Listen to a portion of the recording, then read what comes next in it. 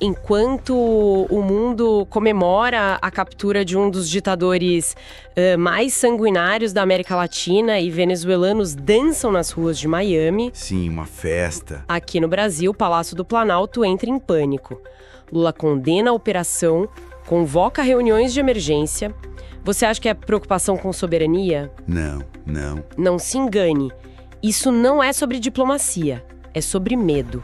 Medo do que Nicolás Maduro, o arquivo vivo da esquerda, vai contar agora que está sob custódia americana. Exatamente.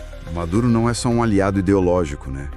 Ele é a testemunha-chave de, mais de 2 décadas de esquemas, financiamentos, relações bem obscuras que conectam Caracas a Brasília. Totalmente. Com a possibilidade de uma prisão perpétua, a lealdade, acaba. E o instinto de sobrevivência fala muito mais alto. E é isso. O que a gente vai analisar hoje é o tamanho do terremoto político que uma delação do Maduro pode causar aqui no Brasil. Antes de continuar, já curte esse episódio e se inscreve no canal Política Hoje, porque aqui a gente analisa política sem filtro e sem narrativa pronta.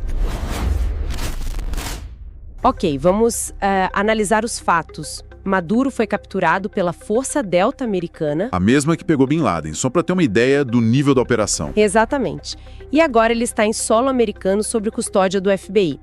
As acusações são, pesadíssimas. E é importante detalhar isso. A Procuradora-Geral americana, a Pam Bondi, já anunciou. Estamos falando de conspiração de narcoterrorismo. Narcoterrorismo. Conspiração para importação de cocaína e também posse de armas pesadas contra os Estados Unidos. Tudo isso junto pode dar o quê? Prisão perpétua. E aqui entra o ponto crucial, a delação.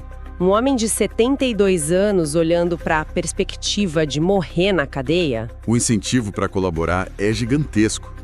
O sistema jurídico americano leva a delação premiada muito a sério, A colaboração efetivamente reduz a pena. É a única moeda de troca que ele tem agora.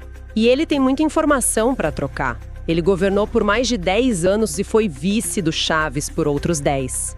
Ele conhece todos os segredos. Todos. E tem um precedente histórico muito claro, né? O ditador do Panamá, Manuel Noriega. Sim, foi mencionado bastante nas análises. Exato. Capturado pelos Estados Unidos em 1990. Acusações muito parecidas, narcotráfico, esse tipo de coisa. E o que ele fez? Cantou tudo. Entregou conexões com cartéis, com políticos, tudo. No final, ele ficou uns 20 anos preso, mas não morreu numa prisão de segurança máxima. O caminho do Maduro, tende a ser exatamente o mesmo. Certo. Então, o cenário jurídico está bem claro. Agora, a pergunta é, por que o governo Lula está tão desesperado? É aqui que a coisa fica realmente interessante, né? Fica. Porque a relação do PT com o chavismo não é só ideológica. Nunca foi. É um negócio... Maduro era basicamente o cofre da esquerda latino-americana. E essa articulação passava muito pelo Foro de São Paulo? Sem dúvida. O Foro de São Paulo era e ainda é o grande eixo de articulação política e, claro, de financiamento.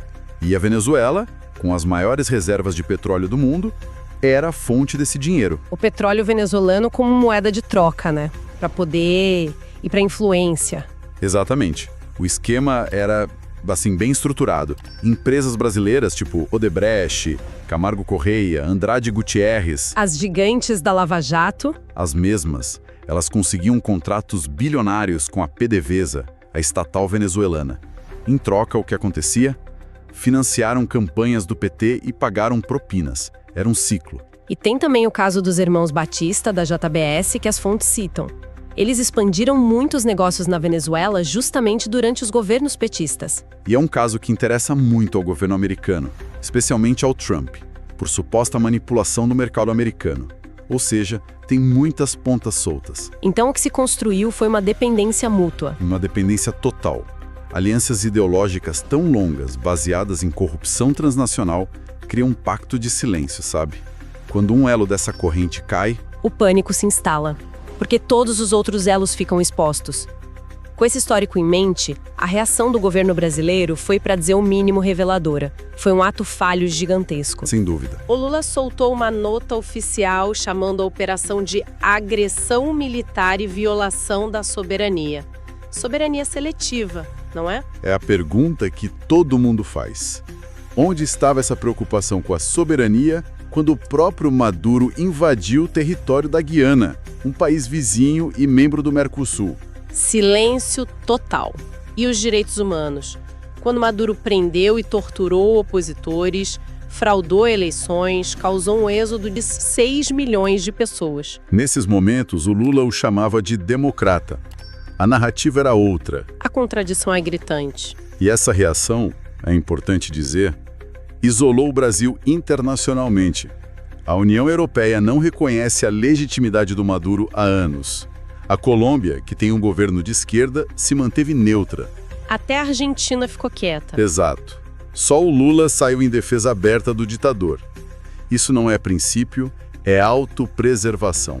O medo não é da agressão imperialista, é das revelações que estão por vir. Enquanto isso, a direita brasileira, claro, comemorou.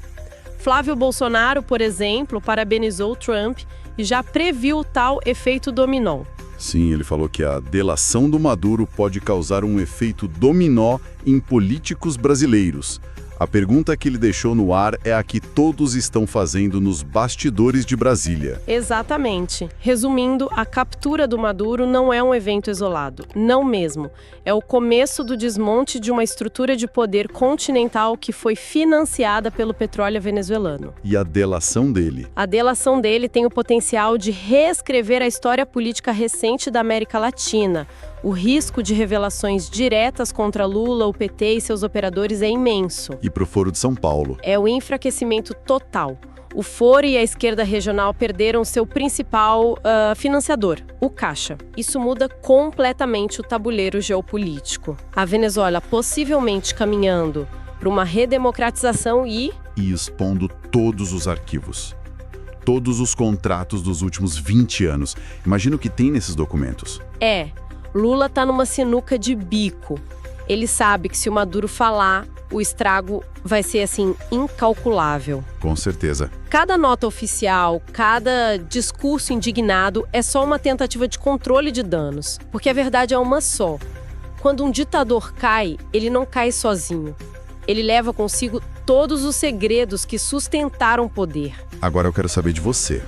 Se Maduro resolver falar, você acha que Lula e o PT vão conseguir escapar das revelações? Deixa a sua opinião aqui nos comentários.